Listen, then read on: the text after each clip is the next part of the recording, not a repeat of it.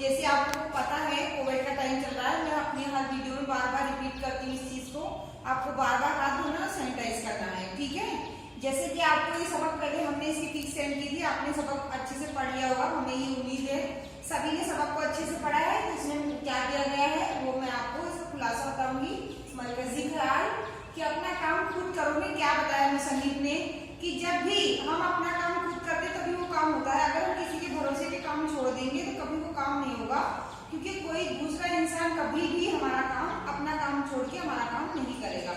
इस सबक में मुसन्निफ एक किसान और उसके बेटे के जरिए से बताया है कि कैसे वो लोग बार बार खेत पे जाते हैं गेहूं कटवाने के लिए और वो गेहूं नहीं काटता। आखिरी में क्या होता है कि किसान और उसका बेटा हार जाता है कि ना उसके भाई काटते हैं ना पड़ोसी काटते हैं, कोई भी वक्त पे उनके काम नहीं आता और आखिर में उन्हें खुद ही वो गेहूं काटने होते हैं।